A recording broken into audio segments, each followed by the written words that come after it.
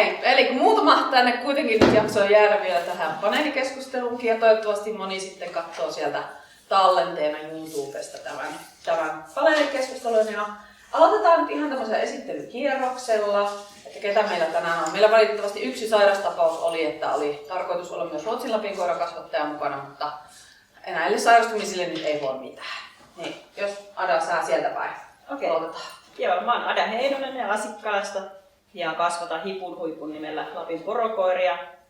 Mulla ensimmäinen pentu on syntynyt 2018 ja nyt on 4. pentu tuloilla, eli semmoinen rauhallinen tahti. Kotota löytyy 3 narttua, josta ensimmäinen tuli sun 2015, eli on peräkkäiset sukupolvet. Ja ei kai siinä muuta. Mä oon Marttila Jenni Heinolassa, asustelen Tähtirannan kennelnimellä, löytyy 2 pentua ja kohta 20 vuotta. Mä oon ollut Suomen Lapin koiria ja aikoinaan Hillasuon nimellä oli niin kuin yksi pentu ja ekalla koiralla siitä on 16 vuotta jo kohta. Ja, löytyy Rusko, Tähtirannan arki, enkeli ja pari sijoitus tai semmoista sopimuskoiraa on lisäksi.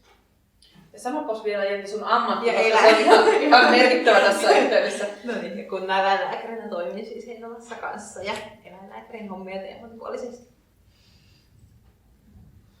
Ruotsalaisen Esa Lammilta. Tirhan kennel nimellä kasvatan Suomen Lapin koiria. Ensimmäinen lappalainen tuli 2010 ja nyt sitten on ollut pentue tai pari vuosittain. Kotona on 1 vanha uros. Pääasiassa sijoituskoirilla kasvatan. Ulkomuototuomarina pyörin myös tuolla kentällä.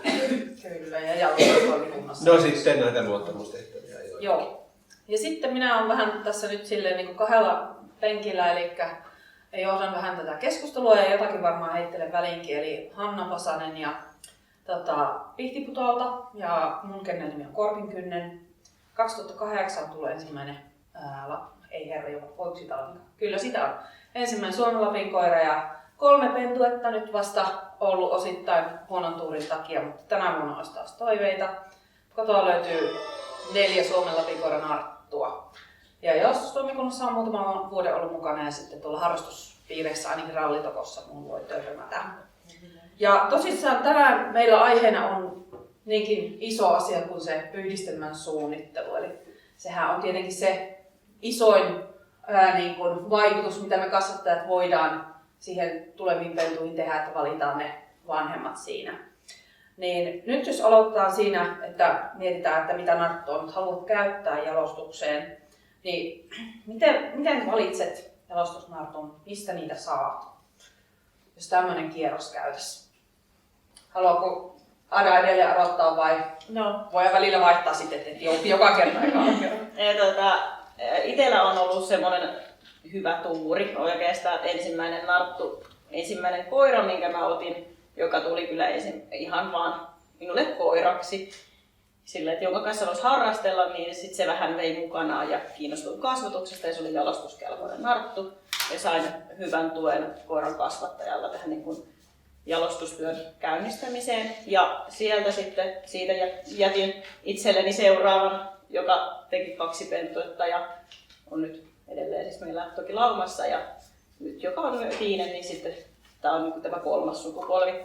Eli mulla on niin ollut omia narttuja, millä nämä pennut on tehty ja sitten mulla on ollut kasvattien omistajien kanssa semmoinen hyvä yhteistyö siinä mielessä, että aina kun pennut on lähtenyt uusiin koteihin, niin jokaisessa pentueessa on ollut uusia omistajia, jotka on ollut valmiita sitten jalostuslainaa tarvittaessa koiraansa, jos vaikka se kotiin jäävä yksilö ei olisi sopiva tai jos viimeisimmästä pentuista ei jäänyt kotiin. Niin mulla ei ole sijoituskoiria, mutta ne on sitten tämmöistä, että on mahdollisuus käyttää myös ulkopuolisia narttuja niiltä osin, mutta tarkoitus on pitää kasvatus semmoisena rauhallisena ja se on eniten semmoista niin kuin omiin tarpeisiinkin kasvattamista, kun harrastan paljon ja näin, että ei ole intoa ainakaan tässä kohtaa tehdä esimerkiksi vuosittain pentuja. mulla on ollut niin neljä jalostusnartuksi toivottua koiraa perheessä tai itselläni, ja niistä sen ekan koiran pentu oli itselläni silloin opiskeluaikana, ja siitä ei tullut jalostuskoiraa, se oli niin ääniarka.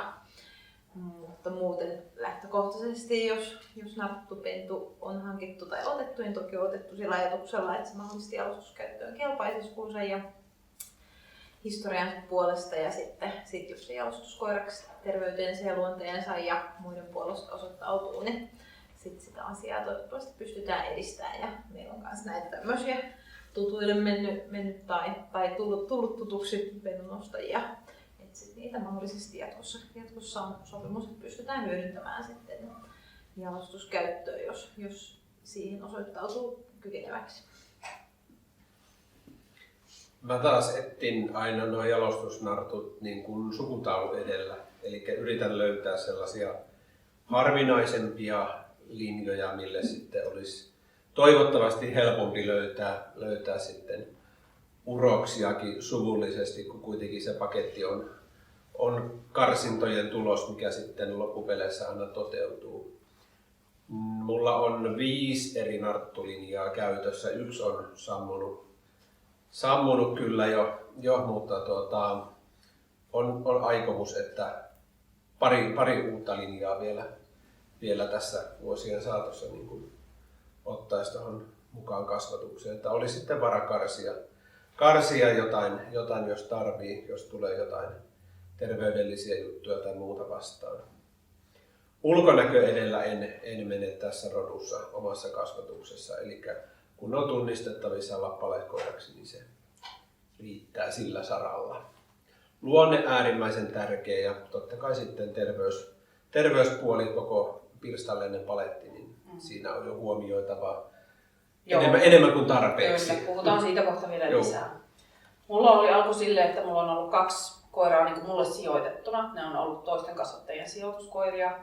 Eka ei päättänyt sitten käyttää sitä korvien takia, sillä on semmoista ihan nurppakorvat, mutta mä sitten sitä kuitenkin 2 pentuetta käytin, koska ajattelin, että ei ne nurppakorvat nyt niin paha. Ja ihan sieltä tuli kuule ihan nurpattomia korvia ja sitten oli toinen sijoituskoira oli sellainen, että se teki sen sijoituspentuen, mutta sitten siinä tuli kaihia ja oli huonoa lonkkaa tämän koiran sisarukseen, mä en sitä käyttänyt. Ja nuoremmat koirat on tällainen sukutaulueilla ostettu ja justiinsa etitty vähän sitä erilaista, on molemmissa rotuun otettuja takana. Ja toki ennen kaikkea meidän on lemmikkejä. Sitten jos niistä joskus saa käytettyä jalostukseen, hieno homma. Mutta että justiinsa vähän niin kuin Esan kanssa silleen sama ajatus siinä, että koettu etsiä vähän niin kuin sitä uutta verta sinne. No mitäs sitten, jos sulla on narttu, on se nyt sitten kotona tai sijoituksessa, niin mitkä on semmoisia niin painavia syitä, että se karsiutuu pois jalostuskäytössä? Jos vaikka nyt Esa aloittaa tällä kertaa, niin ei tarvitse joka kertaa. No, niin kuin tuossa tuli sivuttua jo sitä terveyspuolta, niin sehän nyt on mikä tehdään jalostusnartulle ensimmäisenä se terveystarkastukset. Ne voi karsia jo, tai sitten jos on luonteeltaan sellainen kennovikainen, että ei ole mieltä jatkaa sitä linjaa, niin ne on ulkonäön puolesta olen äärimmäisen joustava että siitä en karsi kyllä. Osaatko sanoa ihan joku esimerkki, että jonkun syyn, minkä takia joku on jäänyt käyttämättä? No esimerkiksi lonkat, sellainen mikä ei läpäise. Tai sitten autoimmuunisairaudet. Sitten jos on arka tai vihainen, ne on tietysti luonnepuolelta sellaiset. Että koiran kuitenkin täytyy olla sellainen yhteiskuntakelpoinen koira. Kyllä. Mitä siellä? Mun kanssa just tuli se ääniarkuus oli omalla koiralla, mikä sen karsi, että ääniarkuus ja alusta-arkuus ja minkälainen aggressiivisuus, niin on ehdottomia. Ei mun mielestä jalostuskoiralle. Ja sitten noista terveysasioista, ehkä nuo luustojutut on semmoisia, mitä voisit siinä suvussa pyrkiä itsekseen ja muita hyödyntää, että voisin, nyt mulle tarjottiin esimerkiksi PD-lonkkasta urosta, millä sitten oli PR-kannius kanssa, että siihen meidän uskolle sopii, ja sillä oli poikkeuslupa nyt sitten Suomen Lapin koirissa hakea, mutta harkitsin sitä kyllä muuten. Mutta sitten jos olisi jotain iho- tai suolisto-oiretta tai semmoista, mikä siihen ihan arkielämään jatkuvasti täytyy ruokavalio huomioida tai pestä ihoa tai jotain, niin semmoista mä kyllä käyttäisi, jollei se normielämä hyvin suju. No joo, itsellä on se, että mä ajattelen, että koiran pitää selviytyä sekä luonteen että terveyden puolesta siitä arjesta mutkattomasti, ja siinä terveydessä ei saa olla myöskään esteitä, etteikö se soveltuisi työ- tai harrastuskäyttöön. Eli jos koiralla on terveydessä jotain, jonka takia sen kanssa ei voida harrastaa normaalisti, niin ei se silloin myöskään jalostuskoira ole. Itsellä ei ole tarvinnut karsia jotain jalostuksesta, mutta ensimmäisellä koiralla esimerkiksi ensimmäisen pentujen jälkeen aiemmin terveeksi kuvatusluustossa todettiinkin pieniä alkavia muutoksia sekä sitten tuli lisäksi hauislihastulehdusta. Niin se oli mulle selkeä, että en myös harkitse sille toista pentuetta. Ja sitten se, että porokoirissa mä koin myös sen, että mä pyrin saada pennut aktiivisiin, mielellään harrastaviin koteihin tai työkäyttöön, niin ihan jo sillä, että jos mulla on koira, mistä on odotettavissa pentuja, mitkä tarvii oikeasti sitä semmoista niin kuin aktiivista tekemistä sinne arkeen, niin sitä, vaikka sillä olisi annettavaa niin kuin noin muuten rodulle, niin jos niitä koteja ei ole riittävästi tarjolla, niistä määrää ei voi lisätä. Kyllä, mulla on jäänyt käyttämättä sijoitusnarttu, jolla tuli sitten niin kuin lähisukuun epilepsiatapaus. Se ei olisi vielä jostuskriteerien mukaan ollut vielä sellainen, että olisi voinut pelkästään sen takia, mutta se nosti epilukua, ja sitten kun alkoi vähän olla semmoista epämääräistä iho-oireilua, niin se oli niin kuin selvä. Monestihan se on, että jonkun yhden jutun kanssa vielä pärjää, sitä saa kompensoitua, mutta sitten kun alkaa olla 2, vaikka ne onkin pienempää, niin sit voi olla jo vähän vaikeampikin sitten enää semmoista järkevää käyttöä. Ja yleensä tässä vaiheessa, että jos on kysymyksiä ja kommentteja, niin saa kyllä keskeyttää. No sitten, minkäs ikäisenä teidän mielestä olisi hyvä se eka pentue saada? Ja mitä sä olette mieltä, että kuinka monta pentuetta per narttu? Jos Jenni vaikka nyt aloittaisi. No, 3 vuotta on ehkä ihan minimi, mitä nartulle edes pentuja harkitsisin. Nyt Rusko täyttänyt just 3 vielä, en sillä harkitse, koska se on käytökseltään kyllä vielä niin pentumainen. Toivon, että se vähän aikuistuu ja osoittautuu semmoiseksi vähän fiksummaksi koiraksi vielä kuin mitä se jossain tilanteissa on. Niin saa rauhassa aikuistua ja pääsee sitten opettaa sitä toivottavasti vähän aikuisempaa käytöstä sit niille pennuilleen myös. Mutta kyllä semmoinen 4-6 vuotta olisi ehkä hyvä ikäiselle ekalle pentueelle, että menee synnytys sitten todennäköisesti helpommin. Ja uroksilla kanssa se 3 vuotta on kyllä ihan minimi, että laitan edes tuonne uroslistoille tai muille tarjolle, ettei sitten nähdä, ettei tule mitään allergiat yleensä puhkee esimerkiksi siihen 3 ikävuoteen mennessä tai muut selkeät. Oliko joku muu tässä? Että montako pentuetta? No meillä on ollut 2, oli nyt tuiskulla ja se ollaan nyt leikkauttamassa, mutta 3 olisi varmaan semmoinen ihan maksimi, mitä yhdelle narttukoiralle ajattelisin, että se jaksaa sitten se narttu ja on annettavaa sitten jalostuksellisesti. Joo, mulla on narttujen tämä ensimmäinen pentu aina pykälää vanhempana ja vanhempana. Ensimmäinen pikkusta vaille 3-vuotias ja nyt pienenä olevan 4,5-vuotias, ja tämä nyt oli ensimmäinen astutuskin, että aikaisemmin ei ollut edes tarkoitusta. Eli tykkään, että se on vähän vanhempi se narttu, pääsen tutustumaan sen nartun luonteeseen. Sen sisarusten terveys on silloin varsin hyvin tiedossa, ne on terveystarkastettuja. Ja sitten myös vähän semmoinen, niin että mulla on aikaa löytää siis se miellyttävä uros, koska nyt oli tää vähän niin kuin että toiset ehkä hakee vähän niitä erisukuisia narttuja, millä on ehkä helpompi löytää niitä uroksia, niin sit siinä kohtaa niin itsellä on nyt se, koitan seuloa sieltä uroksesta sen miellyttävimmän monelta kantilta, ja sitten se, että esimerkiksi tässä tapauksessa narttu on 4,5-vuotias, se on astutettu uroksella, mikä on täyttänyt just 5. niin se on ihan ok nyt. 2 vuotta sitten se ei olisi ollut mun kriteerien mukainen, mutta nyt kun ne on molemmat alkaa olla vähän lähempänä keski-ikää, niin, niin se on ikään kuin turvallisempi yhdistelmä mun silmään. Niin ja siis 2 pentuetta on semmoinen niin kuin omilla nartuilla, mihin tulee jäämään, jos ei tule mitään, että tulisikin jotain hyvin pieniä pentuja. En usko, että niillä on annettavaa niin paljon. Ja sitten se, että tulee jo aikataulut itsellä vastaan, että jos se saa narttua silloin noin 4-vuotiaana ensimmäisen pentueen, niin pikkuhiljaa se narttu vanhenee.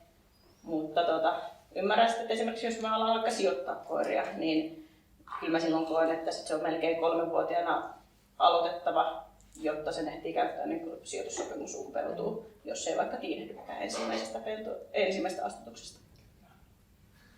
Ja mä just meinasin tätä sanoa, että kun sijoituskoirilla kasvattaa, niin se on melkein pakko sen 3 vuoden pintaan aloittaa. Mulla on joitakin linjoja, mitkä juoksee kerran vuoteen, niin siinä ei sitten kauheasti jää niin kuin pelivaraa enää myöhemmin. Mutta monta pentuetta on tullut tehdettyä silleen, että vaikka sijoituskoira on jo vaihtanut perheensä omaksi, niin sit sitä on liisattu toiseen pentueeseen. 3 on varmaan sellainen, mitä mä niin kuin maksimissaan tekisin yhdellä nartulla. Mielellään käyttäisin vanhempana niitä ensimmäistä kertaa jalostukseen, mutta se nyt ei tuon sijoitussopparin puitteissa onnistu. Mä oon kanssa ihan samalla linjalla teidän kanssa, että itse olen kokenut, että monet lappalaiskoirat kuitenkin kehittyy henkisesti aika hitaasti, että ne on monesti 2-vuotiaana vielä ihan semmoisia kakaroita, että jotenkin se 3 on semmoinen, että sen jälkeen voi ruveta sitten miettimään. Ja kyllä se mun mielestä pitää olla aika poikkeuksellinen narttu, että sillä se 3 pentua, että jos nyt ei ole silleen sattunut joku, että siinä on vaan se 1-2 pentua, niin silloin sitä voisi ajatella kyllä. Saanko kysyä tähän väliin, minkä takia narttu? Onko uroksia sama pentujen määrä? Me puhutaan kohta seuraavaksi siitä sitten. Eli kyllä.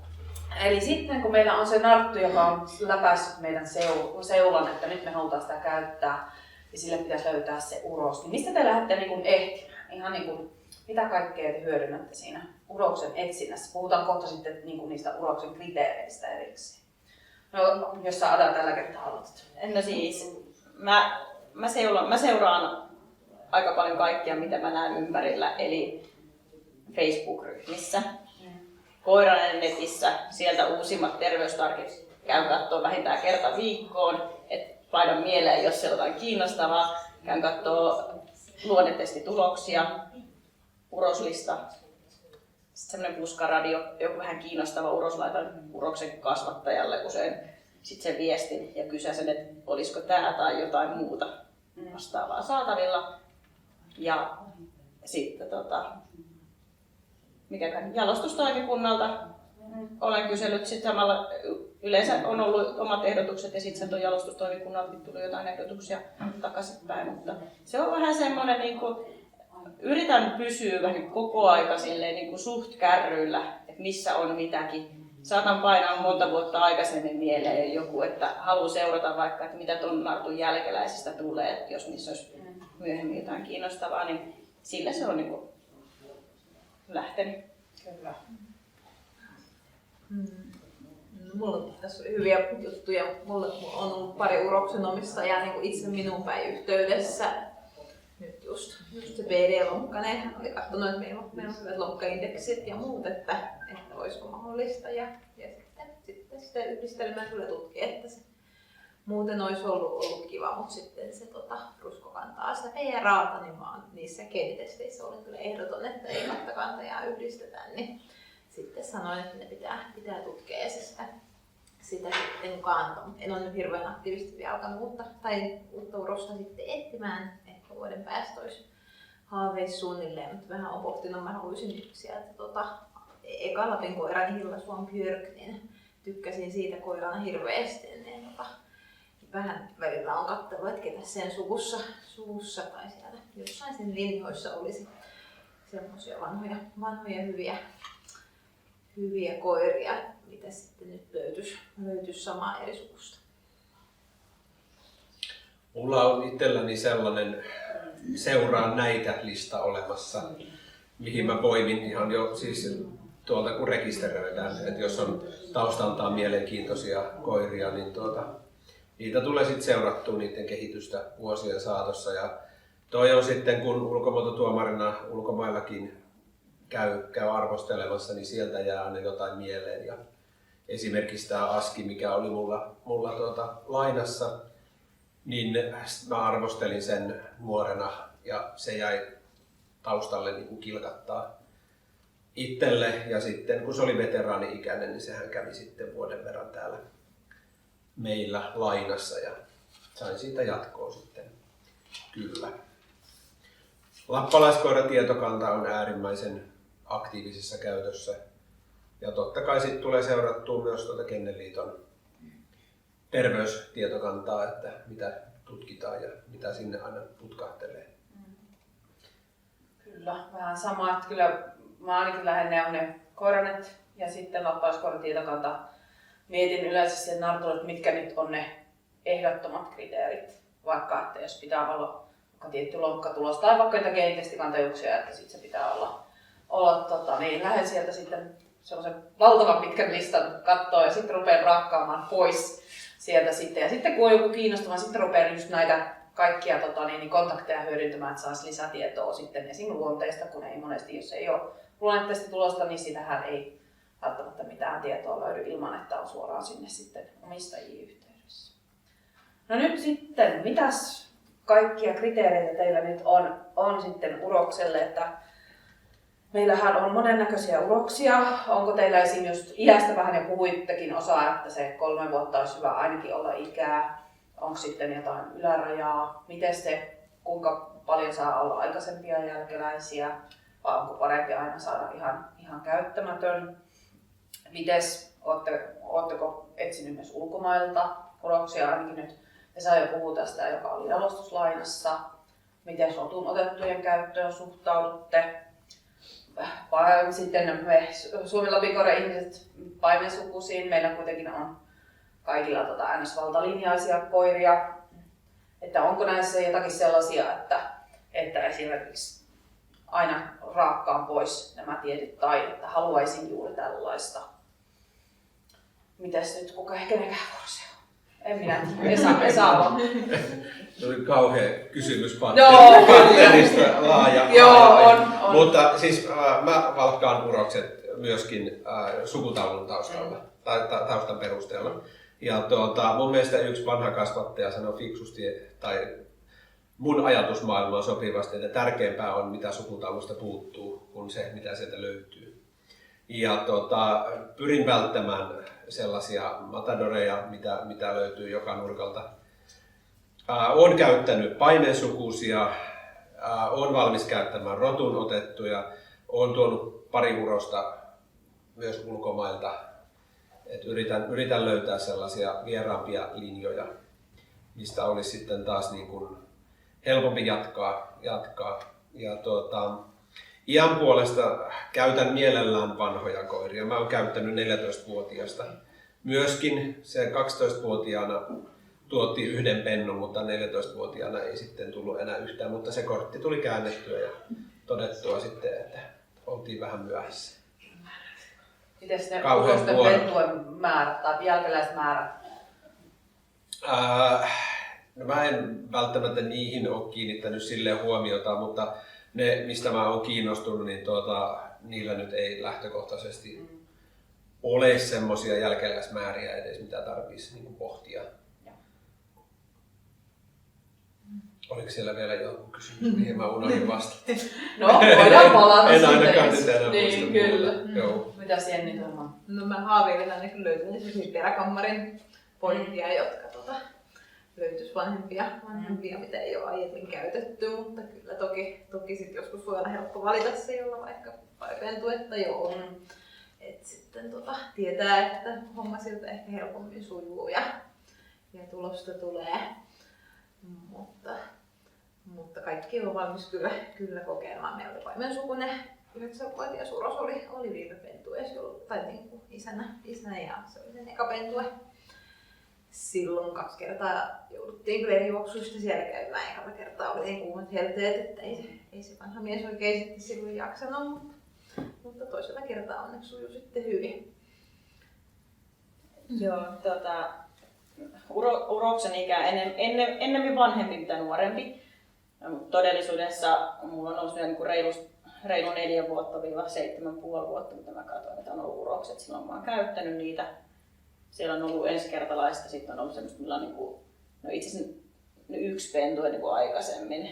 Ja se on nyt porokoirissa, mä oon ehkä vielä se lukumäärä, niin se on nyt vähän ehkä uroksella vielä se, en käytä urosta, jolla on jo 3 pentuetta. Ja se, että jos sillä uroksella on 2 niin puhutaan nyt vähintään keskikokoisista pentueista, jos sillä olisi 2 pentuetta, niin kyllä mä siinä kohtaa toivon, että siellä on terveystarkkituloksia ja se uros on jo selkeästi vanhempi. Että siellä mulla ei ole se aikaisempi pentujen ongelma, päinvastoin se voi antaa parhaimmillaan vaan niin kuin hyvää lisätietoa siitä uroksesta.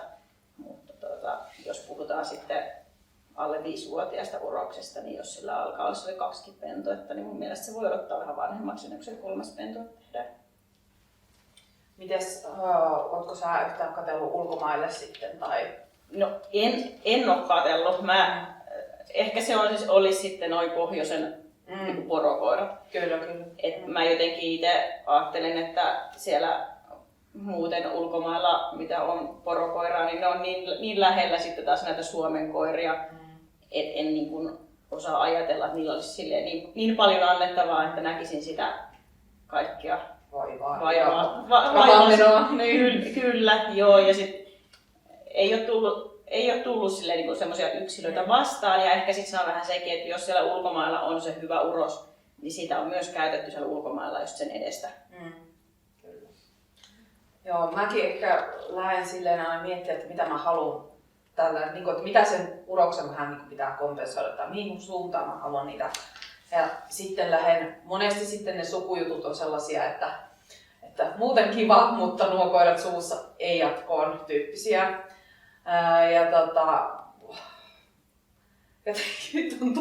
Tuntuu aina, että kyllä kaikki saa jostakin syystä karsittua sieltä niin pois listoilla ja sitten sen jälkeen mietitään, että missä mä oon valmis tekemään sen kompromissin. Itellä on yrittänyt käyttää vanhempia uroksia huonolla menestyksellä, että kyllä se aika monesti sitten on kaatunut siihen, että ei ole saanut astuttua. Että se, mitä voisi nyt tälle uroksen omistajille heittää, niin pitäkää ne teidän senioripapatkin silleen hoikossa kunnossa, että ne jaksaa vähän katsoa sitten vikitellä tyttöjä. Että se sitten monesti varsinkin, jos on tälle lämmin keli, ylipainoinen koira, niin se ei taho onnistua sitten. No, jos nyt sitten ruvetaan pikkasen vielä tarkemmin niin miettimään näitä niin yhdistelmän kriteerejä, niin jos puhutaan nyt ekana siitä terveydestä, niin mitkä on ne jutut, missä sä oot valmis joustaa ja missä et? Ja Jenni aloittaa. Mä oon monelle kertonut se meidän tuisku jäkälä kummun lumienkeli, ei kummi, joo, siinä nimi on, niin harkitsin kovasti, että onko se jalostuskoira, koska sillä oli niin pehmeät ja takkuuntuvat korvantauskarvat. Sitten tuo eläinlääkärinä on aika monta kertaa saanut todeta, että tämä on kyllä jalostuskriteereistä aika minimaalinen. Toki se on osalle pennuille perittänyt vielä pidempiä ja se on ärsyttävämpiä korvantauskarvoja, mutta se on onneksi ihan semmoinen hoidettava asia. Mutta muuten on kyllä aika tarkka siitä, että pitää olla terveys sekä luonne niin kuin joka asiassa kunnossa, että sitten toki jos jotain pientä on kerran ollut hiivaa korvassa tai jotain muuta, niin sitten mietitään aina koirakohtaisesti, että onko tämä ja pyritään valitsemaan se toinen puoli sitten semmoinen, että siellä ei ole mitään. Joo, suoraan niin jos mun on vähän vaikea sanoa, minkälaisia kompromisseja mä oon sitten niin todellisuudessa valmis tekemään siinä kohtaa, jos mulla onkin semmoinen kompromissikoodo käytettävissä. Totta kai jokaisessa pieniä kompromisseja on, joo. Mutta ehkä mä miettisin tässä kohtaa esimerkiksi omilla koirilla niin näitä riski-indeksejä siellä esimerkiksi autoimmuunisairauksien osalta, niin sit se, että esimerkiksi kilpiraus- ja vajaatoiminnan riski on ollut omilla koirilla kohonnut. Mutta sitten kun siellä on suku hyvin tiedetty, siellä on hyvin paljon tiedossa, kuinka paljon se on tervettä koiramateriaalia. Siellä on ne jotkut sairastuneet, mutta sitten kun on tiedossa, että siellä on paljon terveitä koiria ja se koira itsessään on terve, niin sellaisissa kohdissa on niin kuin valmis ottaa sen riskin. Et en anna liian suurta painoarvoa tai niin omasta näkökulmasta liian suurta painoarvoa pelkästään sille indeksille. No mä itse kun on aloittanut, tai suuri osa näistä mun kantamartuista on C-loukkasia, sitten on PR-kantajuutta, niin se määrittää jo hyvin paljon siinä alkuvaiheessa.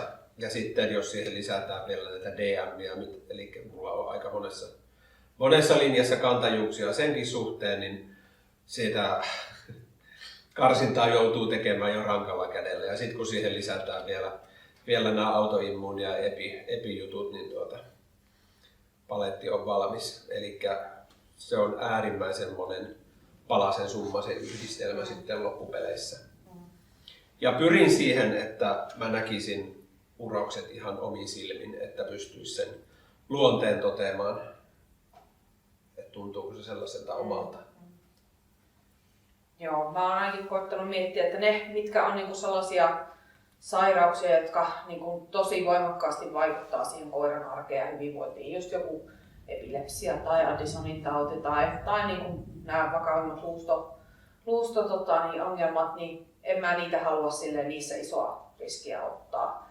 Että ne on kuitenkin niin sitten sellaisia, että harmittaisi ihan älyttömästi, jos olisi ottanut tietoisen riskin ja se sitten siitä toteutuisi, että niistä pyrin kyllä sitten, että ne riskiluvuthan on äärettömän hyvä työkalu kyllä siinä. Siinä mulla on silleen ollut paremmin, että mulla on ollut alokasta narttua, että vähän niin kuin laajemmin pystynyt, mutta sitten on ollut just näitä geenitestijuttuja, mitkä vähän on siellä sitten rajoittanut. No, mites nyt sitten, jos me puhutaan edelleen näistä terveysasioista, kuinka laajasti niin kun omat koiranne testaatte, eli näitä kaikkia valvontatestejä, ja mitä sitten siltä ulokselta toivotte, että sillä olisi, että pitääkö olla yhtä laajasti sitten uloksellakin. Ja näistä riskiluvuista, jos vähän vielä jatkatte, että miten tarkkaan te niitä käytätte ja hyödynnätte. Onkohan se Adam? Ehkä.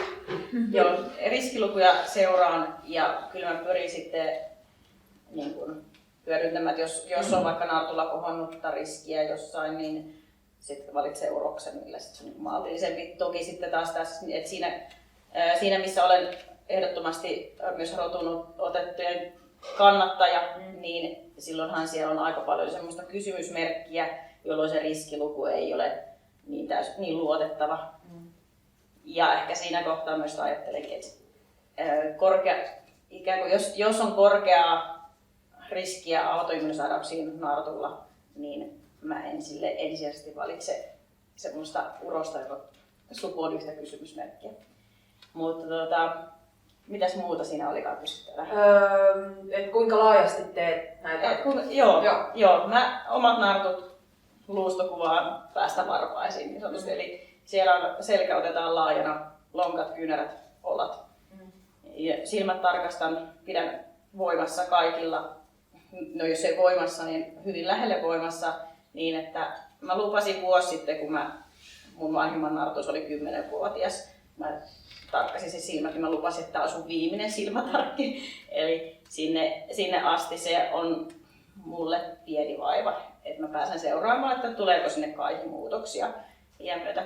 Geenitestit on otattanut, ajatus on ottaa joka toiseen sukupolveen, jos on niin vanhempien perusteella. Että esimerkiksi tässä tapauksessa mun astutettu narttu, se on vanhempien perusteella terve kaikilta osin.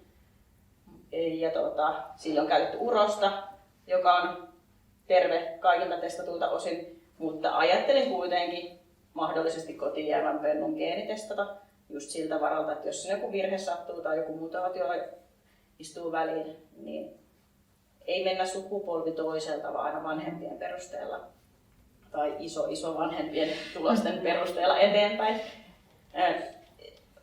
Mulla on tässä kohtaa ollut se hyvä tilanne, että nartuilla ei ole ollut kantajuuksia, mikä on helpottanut uroksien etsimistä. Että siinä kohtaa, jos nartuilla ei ole kantajuuksia, niin mulla on ihan ok, jos urosta ei ole edes geenitestattu, koska sieltä enintään niitä kantajia tulee. Ja porokoirilla on mun mielestä aika hyvin myös niin kuin pääteltävissä, että mistäköhän sitä riskiä ehkä tulisi tai mistä ei tulisi. Että siellä on kuitenkin iso vanhemmissa monesti geenitestattu ja koiria.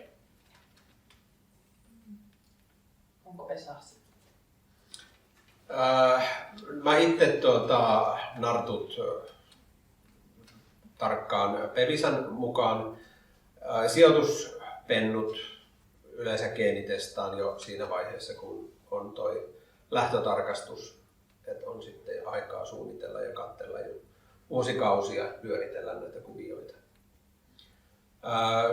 Uroksen suhteen samat Pevisa-tarkit. Ei toki haittaa ole, jos laajemminkin on tutkittu.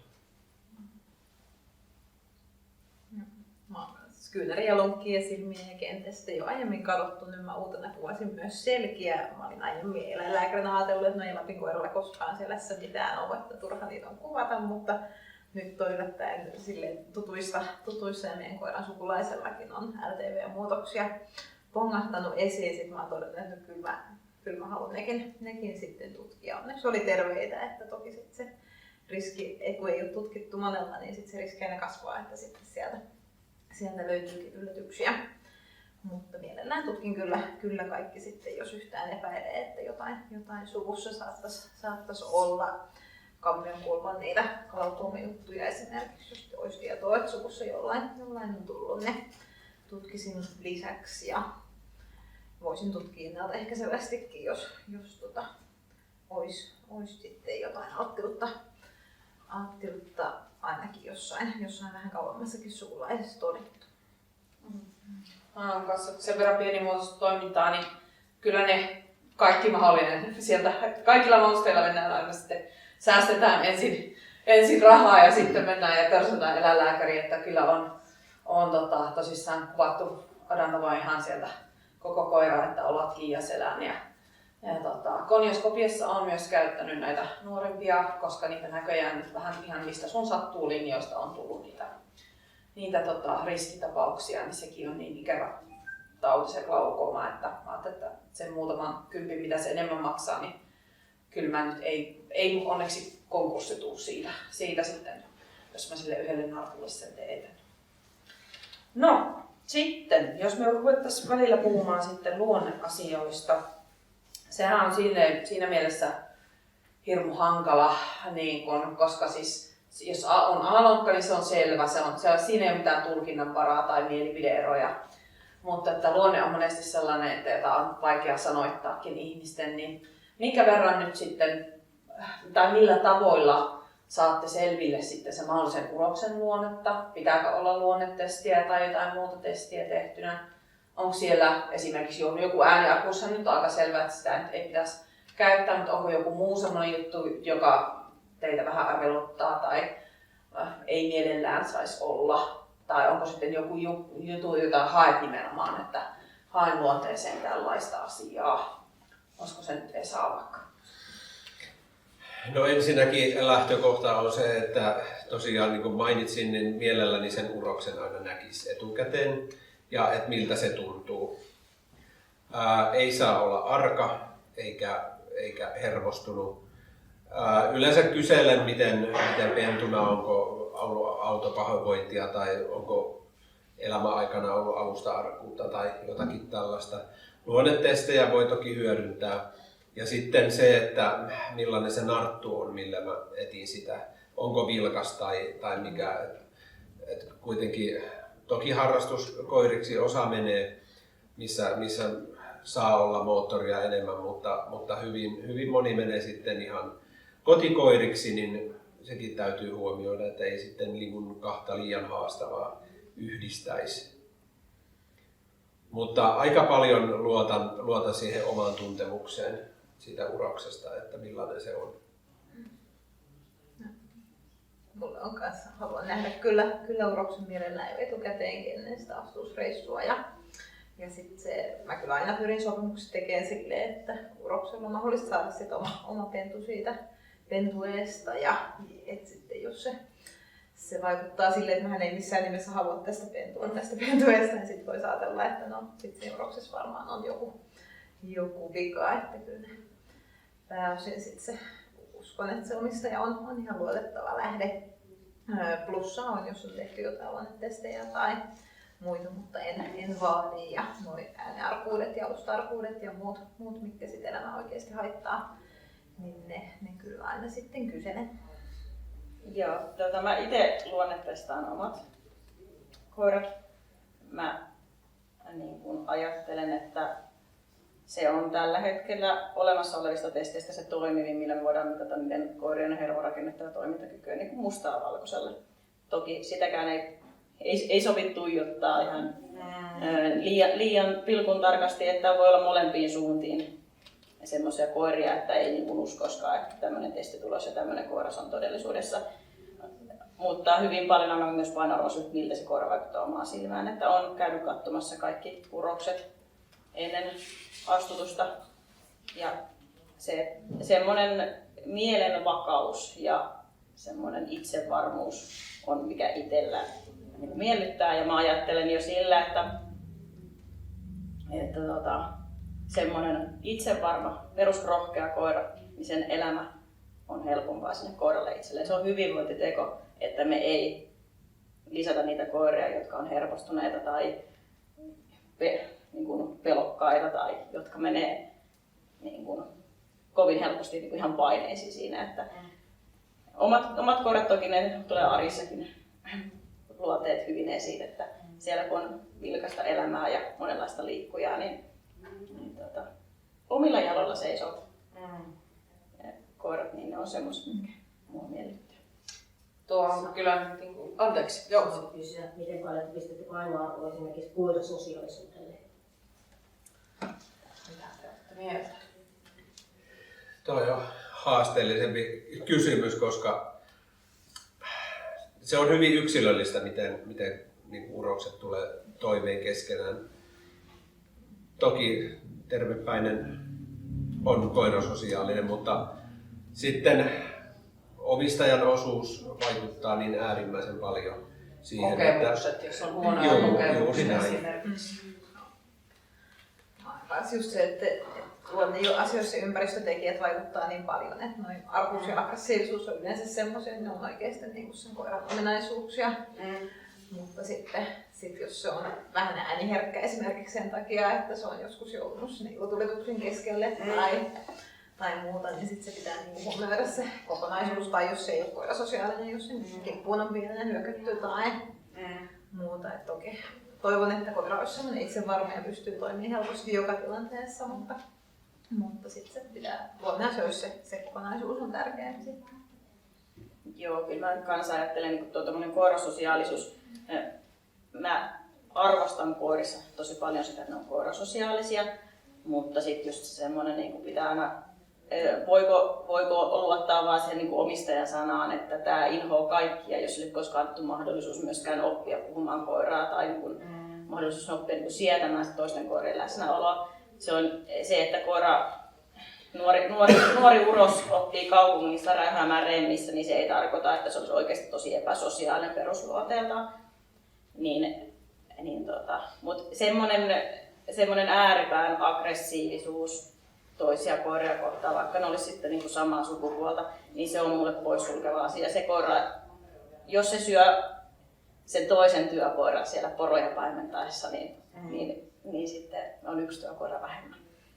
Joo, mä oon samalla linjalla kanssa tuossa, että mun mielestä nyt se on aika normaalia, että ei välttämättä sitten aikuisena samaa sukupolvea kuin sukupuolta olevien kanssa nyt silleen olla ylimpiä ystäviä. Mutta että jos sen kanssa nyt pystyy, vaikka siellä näyttelyssä menee ilman, että tarvitsee olla selässä silmät koko ajan ja panikoida, että eihän kukaan tule tuohon lähelle. Että pystyy niin tällainen normaalissa hallituissa tilanteessa, niin minusta se on riittävä. Että ei kaikkien kanssa tarvitse olla semmoisia niin liipiä ystäviä. Kyllä, että itse sitten kanssa noissa luonneasioissa, niin monesti se on se, että mitä haluaa kompensoitavan siltä omalta nartulta. Ja olen sitten sen kokenut vähän hankalaksi, että ne termit on sellaisia, että yksi tarkoittaa sitä samalla sanalla ja toinen ihan toista. Ja senkin takia on just kanssa itse käynyt ihan kattoo livenä sitten niitä. Ja se mitä sä Ada kuvailit sitä semmoista uroksen luonnetta, niin semmoista mäkin ehdottomasti haluaisin. Ei välttämättä aina hirveän helppo löytää, että ne muutkin kriteerit sitten niin kohtais. Mutta että itse en jaksa niitä semmoisia, jotka räkyttää joka asialle koko ajan. Ja kun myös harrastaa, niin mielellään saisi olla sellainen, jolle löytyisi se toimiva palkka ja jolle on se motivaatio rakennettavissa. Että sitten ei ihan nyt olisi sellainen niin kuin aivan jotenkin täysin moottoriton tai sitten se, että se kävisi niin kauheilla kierroksilla, että sitä ei saada ohjattua mitenkään järkevästi. Jos mä tähän sen verran lisään, että mä oon aika vahvasti narttuihminen, niin siinä kohtaa kun uros sykähdyttää, niin sit se on just sopiva. Joo, vähän sama juttu kyllä. No entäs sitten se ulkonäkö? Tässä jo osa on ainakin sanonut, että ei ole isoa painoarvoa, mutta onko siellä joku sitten tämmöinen, että miten paljon sitten esim. Rakennetta, että jos ei niinkään mietitä jotakin korvien asentoa tai tämmöistä karvan määrää, vaan kuinka tarkkaan katsotaan rakenneasioita. Tai sitten, että onko joku sitten semmoinen ulkonäköasia, että tähän mä vedän rajan. Kenenkähän vuoro se on? No sano, sinä olet nyt tässä asiantuntevin, niin aloita. Mä voin aloittaa sitten. Sellainen yleinen anatomia ja tasapaino siinä uroksen rakenteessa on mulle kaikkein tärkein. Et esimerkiksi päästä mä oon valmis tinkimään hyvinkin paljon päämallista muodosta. En välttämättä suosi mitään isoturkisimpia yksilöitä. Mitä muuta? No sellainen yleinen raskaus. Haluan sellaisia sutjakoita, kevyempi rakenteisia koiria. Niitä arvostan. Mäkin on semmoista niin toimivaa rakennetta, että pystyy liikkumaan normaalisti pitkiä matkoja. Ja sinänsä tykkäisin, että koiraa on joskus esimerkiksi näyttelyssä käytetty, että vähän ekanakin tietää, että se on toiminut semmoisessa tilanteessa, uros siis lähinnä ehkä tässä tilanteessa, ja että siitä on joku asiantuntevamman ihmisen arvostelu ehkä siitä rakenteesta, että sit jos tietää, että omaan nartulla on vaikka vähän ahtaat joku liikkeet tai muut, niin sit voi uroksesta etsiä silläkin perusteella, että siitä on, ja sitten toki jos olisi siinä näyttelyarvosteluissa säännöllisesti sanotaan, että on vähän arka täällä tilanteessa, ja kun välttelee käsittelyä tai ei anna katsoa hampaita tai jotain muuta, niin sitten pystyy kyselemään siltä uroksen omistajalta, että onko tämä vaan siellä näyttelytilanteissa vai esiintyykö tämmöistä käytöstä sitten jossain muissakin tilanteissa. Joo, nyt tässä vaiheessa ehtii aina sit se alkuperäinenkin ajatus sieltä vähän katoamaan, mistäkään me lähdettiin. Ulkonäömerkityksestä. Ulkonäöllisesti mä oon siis pikkuinen semmoinen, niin kuin, mä haluaisin sanoa, että ulkonäöllä ei ole mitään merkitystä, mutta kyllähän se niin vähintään alitajuntaisesti niin kuin, kyllä suosii vähintäänkin, että jos on niin kuin, vaihtoehtona hyvin rotumääritelmän mukainen versus sitten se semmoinen kipurahäntä, niin kyllähän se rotumääritelmän mukainen lämmittää mieltä enemmän. Mutta terve rakenne siinä mielessä mä tykkään nähdä aina kuinka ne koirat liikkuu. Se, että jos se on vähän kapea se takaliike, mutta sieltä on ulottuvuutta, se on kevyyttä, se kantaa hyvin, niin se on niinku ehkä se mulle semmoinen, niinku, mitä on alkanut arvottaa aika paljonkin. Et jos koira on käytännössä etuveto, että se takapää vähän vaan sipsuttelee siellä mukana, ja nyt puhutaan sille, että ne menee jossain niinku rankemmassa maastossa. Hiekkatielle ei vielä kenenkään tarvitse vetää kovin täydellä moottorilla. niin sit se on vähän semmoinen mulle negatiivinen juttu, ja se yleensä näkyy sen rakenteessa muutenkin. Mutta jos miettii, että esimerkiksi polvikulmaa täytyy olla sen verran, että se tekee sen semmoisen tasapainoisen Ja just miettii niin polvien terveyttä, vaikka se ei ole riskihomma näillä, mutta suoria takaosia on kuitenkin jonkun verran. Joo, kyllähän tässäkin edelleen ollaan samalla linjalla. Monesti mulla on se, että jos on naartolla joku semmoinen isompi rakenne, nimenomaan nyt puhutaan niin siitä rakenteessa joku sellainen, jota pitäisi niin kuin saada paremmaksi, niin silloin se on mulla aika ratkaiseva kriteeri, mutta ei sitten niinkään ne, että onko sitä niin kuin muuten, vaikka esimerkiksi näyttelyarvosanoissa, niin ei ole väliä, jos se sitten voisi olla se lopputulos sitten se, että on terverakenteinen koira, joka pystyy liikkumaan vaivattomasti eikä kipeytä itseään. Mutta tuossa jotkut silmien värit tai muutkaan värit, niin ne ei ole semmoisia mitenkään todellakaan ratkaisevia. Ja kyllä mäkin me ei olla betoniposaiden ystäviä, että me halutaan semmoinen sutjakkaita koiria, että ne on kuitenkin sitten, ehkä pystyy paremmin semmoista ihan koiraelämää elämään. Jalostustarkastukset on mun mielestä muuten se aika monen asian kiva, että ne näkyy siellä Lapin koiralehdessä, niin kyllä mä oon sieltä ottanut kuvia. Joo, ja sieltä saa nimenomaan just sen, jos haluaa sitä tiettyä asiaa, niin sen saa sieltä helpommin kuin että lähdet selaamaan niitä jostakin, löyvätkö niitä kaikkia näyttelyarvosteluja, eikä jotkut ole käynyt, mutta sitten voi sieltä löytää sen. No sitten, mites jalostussuositukset, ootteko niihin ihan siis nämä rotujärjestöjen jalostussuositukset, ootteko seurannut miten tarkkaan täyttyykö, onko ne semmoinen tärkeä ohjenuora teidän kasvatuksessa, jos nyt arasataan, ei sekoiteta se. No siis mun mielestä rotuyhdistyksen jalostussuositukset on varsin hyvät, eli kyllä se niin kuin pohjautuu se kasvatuskin siihen, että ne täyttyy. Että nyt en muista ihan ensimmäistä pentuesta esimerkiksi, että onko siellä ollut mitään poikkeavuutta silloin, mutta se niin kuin pääsääntöisesti täyttyy ja just haen yhdistelmille jalostustoimikunnan hyväksyntää. Olen kyllä joskus sanonut, että on valmis tekemään silti, vaikka sinne ei hyväksyntää saiskaan, jos se niin kuin olisi semmoinen, minkä suhteen on valmis tekemään sen kompromissi, mutta kuitenkin jalostustoimikunnalla on sitten semmoista tietoa, mitä meillä ei ole, vaikka paljon onkin avoimesti esillä myös. Mulla on myös sama, että jalostussuositukset kyllä otetaan huomioon ja pyritään menee niiden mukaan. Ja sitten jalostustoimikunnalta mielellään pyydetään kanssa sitten ne urossuositukset tai muut sit hyväksytetään. Kyllä mäkin olen huolehtinut, että ne täyttyy suositukset, mutta sattuneesta syystä en voi itselleni myöntää jalostustoimikunnassa hyväksyttyjä, eli sen puolesta ne ei löydy mun yhdistelmät sieltä hyväksyttyjen listalta. Mutta sitten mitä vielä pyrin hakemaan, niin suosin ulkosiitosta. Joo, mulla aikaisemmin silloin kun en vielä ollut jalostustoimikunnassa, niin kaikki yhdistelmät oli kyllä jalostustoimikunnan hyväksymiä. Ja mun mielestä se on varsinkin aloittelevalle kasvattajalle niin tärkeä tuki. Ja munkin mielestä meillä on tosi järkevät jalostuskriteerit, että joskus sitten jostakin voi joutua poikkeamaan, mutta sitten vähän tietää ainakin, että tämä on nyt vähän semmoinen riski ja tämä on semmoinen asia, mikä ainakin pitää sitten sanoa pennuostajille, että tämmöinen riski tässä niin on pieni, että otetaan se huomioon.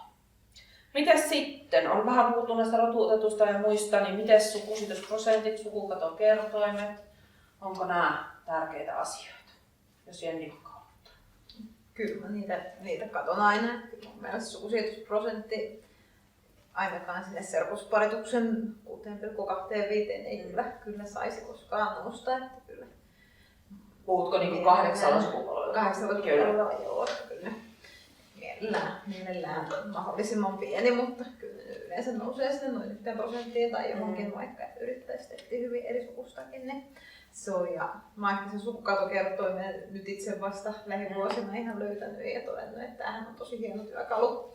Eli se, en tiedä kaikki täällä, mutta se kertoo siis sitä, että paljonko samoja koiria siinä suvussa esiintyy. Eli jos koiran sukukatokerroin on vaikka 0,5, mitä meiltä löytyy semmoisia koiria, niin se tarkoittaa sitä, että sen sukulaisista joka toinen on keskimäärin niin sama.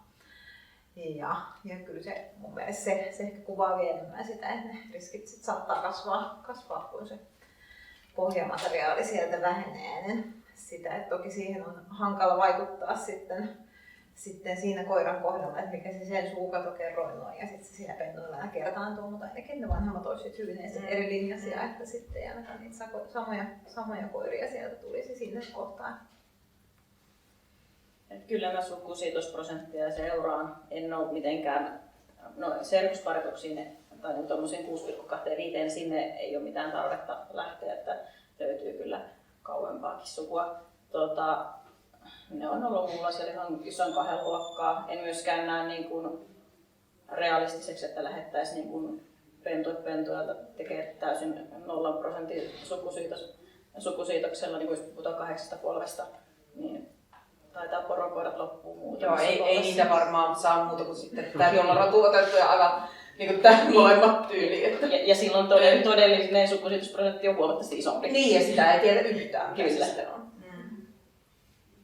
No, mä äsken jo vähän avasinkin tuossa, mutta joo, ei ole tarkoitus kloonata itselle harrastusvälineitä, vaan että pystyisi jatkamaan sitten rotua eteenpäin niillä. Suosin äärettömän paljon rotun otettuja taustoja omassa kasvatuksessa. Sitten joskus noita ulkomaanpoikia pystyy hyödyntämään. Kyllä mäkin katson sen sukusiitosprosentin ja kato kertoi, mulla on tainnut olla siinä 1-2 välillä ne sukusiitosprosentit. Mutta sehän toki siihen pitää muistaa, että sehän kertoo vaan niin kun, sehän ei kerro siitä, että mitä se on suhteessa siihen koko väestöön, että siinä ei vaan niin väestö, mutta siis kantaa, mutta niin, että siellähän voi olla hyvinkin käytettyjä koiria, mutta se on vaan ne 2 koiraa eri sukuisia keskenään. Että siinä mielessä niin pitää aina muistaa myös se, että tämä on nyt osa tätä lappalaiskoirien kantaa, että viedään sitä sitten eteenpäin. Hei, sen verran kysyn vielä, Ada ainakin harrastaa, onko harrastustuloksella merkitystä? No, ei sillä siis, se ei ole mikään vaatimus. Se antaa mulle tietoa, että jos koira kykenee harrastamaan, kisaamaan, niin se kertoo jotain sen koiran luonteesta. Ja ehkä siitä, että miten sitä pystytään palkkaamaan, mutta se ei ole mikään semmoinen niin kriteeri ja toisaalta ei myöskään lähde semmoiseen huumaan, että jos joku koira on jonkun lajin valio, niin se ei mulle ole mikään semmoinen, että vau, tuota mä haluan ehdottomasti käyttää. Et siellä kuitenkin sitten taas, lappalaiskoirissa ihan ketä vaan koiraa ei kyllä saa valioksi, mutta saa niin vaikka rallitokotuloksia hyvin monenlaiselle koiralle. Eli se, että koira saa alokasluokasta rallitokotuloksen, niin se ei ole mulle silleen vielä, että se täyttäisi mitään jalostuskriteereitä luonteen osalta. Että kyllä sen pitää niin muutkin osa-alueet olla kunnossa.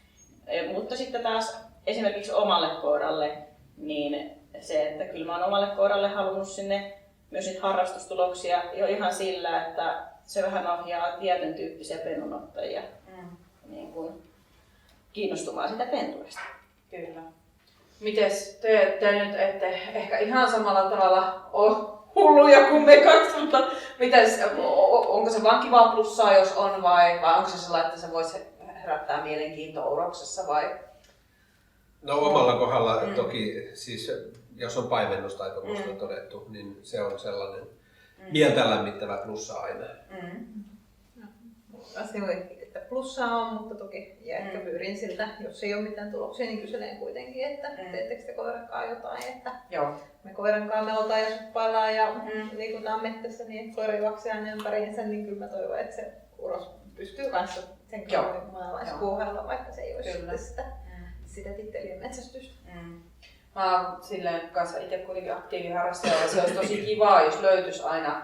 Mutta se on sellainen taas sitten, mistä mä oon hyvin valmis joustamaan. Koska täytyy sanoa nyt silleen, että lappalaiskoirilla se koiran tulokset voi osittain kertoa enemmän sitä ohjaajasta ja sen aktiivisuudesta kuin siitä itse koirasta. Toki jos johonkin valioksi jostakin lajista, niin ei sitä pelkästään se ohjaaja tee. Mutta että justiinsa jos on jotakin vaikka alempien luokkien tuloksia, niin ne voi olla vaan tosi ison työn takana. Mut siinä mielessä, että kyllähän se nyt kertoo, että sillä on kuitenkin saatu sen verran pitkä palkaton suoritus rakennettua, mikä ei sitten joidenkin koirien kanssa voi olla hyvin vaikea tai häiriön sietoa. Esim. On sellainen, mikä on monille vaikea, niin silleen arvostan kyllä, jos löytyy. Ja me ollaan jo tuosta jalostustoimikunnan hyödyntämisestä puhuttukin, se oli meillä täällä täällä listalla, mutta ehkä meidän ei tarvitse siitä enää, vai haluatteko vielä jotakin siitä sanoa? Hieno juttu, kun se mahdollisuus on. Kyllä. No sitten jos mietitään tämmöisiä vähän niin kuin erilaisia skenaarioita, niin mitäs jos olet löytänyt semmoisen tosi hienon uroksen, käytät narton siellä, astutus ei onnistu. Käytätkö uudestaan seuraavassa juoksussa? Oletko siemennystä käyttänyt, harkinnut? Vai onko se sitten vaan, että ei muuta kuin uudestaan tuohon suunnittelupöytään, jos Esa aloittaa? Tuohonkin on aika monta syytä, minkä takia joku asia voi mennä pieleen ja pentuja ei tule. Mä en ole proge-testejä ottanut omilta koirilta. Mulla on se oma ovulaatiomittari, millä mä oon oppinut pelaamaan ja tarkkailemaan niitä juoksuajankohtia. Toki siltikin on joitain epäonnistumisia tullut. Olen käyttänyt uudelleenkin. Pakastetavaraa on pakastimessa, mutta en ole sitä vielä käyttänyt. Ja on parista uroksesta olemassa. Ihan luomuastutuksilla on menty. Joo. Mä oon sitten sama. Tai toisella kertaa onnistui tosiaan sillä vanhemmalla uroksella, mutta on kyllä pyrkinyt siihen, että olisi sitten se varauroskin olemassa ja että sit vaikka tarvittaessa geenitestaa pennut, jos näyttää silleen, että vähän menee sinne päin, mutta ei ihan kuitenkaan. Niin jos välttämättä joskus pennut on halu. Joo, no meillä on jokainen astutus onnistunut tässä just viimeisimmäksi, niin kyllä se vähän söi kasvattajat.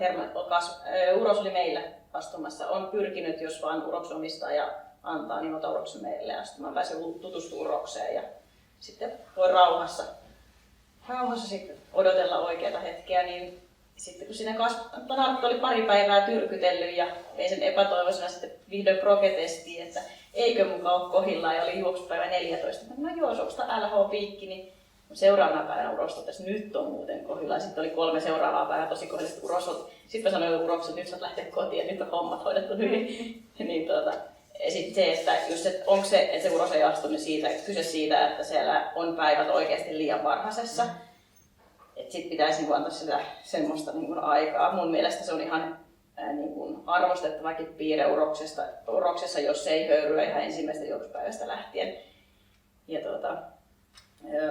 siemennystä en käyttäisi korvaamaan sitä luonnollista astutusta, mutta toki sit, jos on pakasteessa jotain hyviä geenejä, niin voisin ottaa harkintaa. Mutta just se, että minkä takia, että onko se kyse, että oikeasti jos uroksen kunto ei salli astua, niin en näkisi, että mä odottaisin puolta vuotta eteenpäin ja yrittäisin uudestaan, tai saatika vuotta. Mutta sitten se, että jos ajankohta ei vaan osunut, niin kyllä mä antaisin sille pariskunnalle uuden mahdollisuuden sitten vähän paremmin vaan ajoittaisi niitä hommia. Kyllä, samaa mieltä, että jos tietää, että Nartun kanssa on ollut oikeaan aikaan liikenteessä, että on esimerkiksi proget otettu ja varmasti on se oikea aika ja se ei siltikään sitten se uros esimerkiksi ole tarpeeksi kiinnostunut, niin en mä näe, että semmoista on järkeä yrittää sitten uudestaan.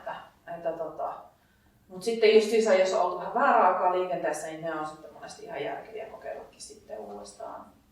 En ole mäkään siemennystä käyttänyt ja varmaan se voisi ehkä olla just tällainen, että jos olisi joku tosi vanha uros, niin ehkä sitä voisi, jollain vaikka ei ole yhtään jälkeläisiä, niin voisi semmoisen epätoivoyrityksen vielä tehdä. Tai sitten justiinsa näitä kauempaa pakasteena, niin, mutta muuten mun mielestä se olisi aika tärkeää, että se semmoinen niin kuin sukupuoliviettikin siellä säilyy ja ne olisi kuitenkin se ihan tämmöinen luomuastutus, millä hommat pääosin onnistus. Vanhojen urosten kohdalla mä itse olen sellaisen ottanut tavaksi, että mä autan, että se eka hypyllä olisi sitten niin kuin homma maalissa, koska se on vanhalle urokselle äärimmäisen raskasta se astuminen. Ja muutenkin sorkin aika paljon sen välissä. Hermostunut kun olen kyseisessä tilanteessa. No mitäs kaksoisastutus? Oletteko käyttänyt, oletteko harkinnut? Mitä on teidän mielestä plussat, miinukset? Tai missä tilanteessa se voisi olla hyvä juttu? No, sanonko Ada? No kun löytäisi edes sen 1 euron. Siis joo, kyllä kaksoisastutus voisi olla mahdollista esimerkiksi siinä, että olisi just uros, mikä vähän hyppelehtii sinne päin ja sitten jos olisi toinen hyvä varauros, niin mikä ettei sitten. Mutta se ei ole ehkä silloin niinku tarkoituksenmukainen kaksoisastutus. Ei, en mä lähde suunnitelmasti tekemään kaksoisastutusta, että mä kuitenkin ajattelen, että kyllä lappalaiskoira on sen verran hyvä lisääntymään, että jos mä haluan sitä 2 eri uroksen pentuja, niin mä voin tehdä sen 2 pentuetta. Ehkä just tommonen, jos olisi vanha uros, jolla vaikka on ollut se 1 pentu, että siinä muutama vuosi sitten ja haluaa ja sitä kokeillaan, niin semmoisessa tilanteessa voisi sitten sitä astuttaa suoraan sille nuorellakin, jolla todennäköisesti saa pentuja. Sitten vaan kenttestään ne sitten, mutta en lähtökohtaisesti en kyllä suosittu tai niin kuin pyri siihen, että kyllä etsii sen uroksen, mistä haluaa sen koko pentuan ja sitten ja seuraavalla kertaa voi käyttää sitten sitä toista urosta, jos se oli myös sellainen tosi hyvä. Meillä on 50 kaksosastutusta ollut. Lappalaisella ei ole tuottanut tulosta, ne on ollut vaan toisista niissä ne pennut. Ja jossain kohtaa ajattelin sitä, että kun sijoitusnarttuja on, niin siinä kohtaa se olisi hyvä, jos saisi 2 eri uroksesta. Mutta ei ole niinku prioriteetti numero 1 nykypäivänä tuo kaksosastutus. Samallahan ajattelin just, että jos sulla on se narttu, jota sulla on se vaan se kerran mahdollisuus käyttää, että silloin se voisi olla se idea. Mutta munkin käsitys on se, että aika harvoin ne tasaisesti jakautuu ne pennut sitten, että se saattaa olla kaikki toisen tai sitten ihan vaan tyyli yksi sitten. Monesti se on se vanhemman uroksen sitten, jolle ei niitä tule samalla tavalla tai se, jolla on ensin astutettu. Että näen, että se on kuitenkin aika niin kuin logistisestikin, ne pitäisi olla kuitenkin aika sitten niin kuin, ei voi olla ihan toisella puolella Suomea ja toinen toisella puolella, että se on kyllä niin kuin vaativaa, mutta että kuitenkin semmoinenkin mahdollisuus on, mikä on ihan hyvä sitten olla olemassa. Tuosta mieleen, että kuinka nopeasti se nykyisin tulee se polveutumismäärityksen tulos, että ehtiikö sen ennen pentujen luovutusta saamaan.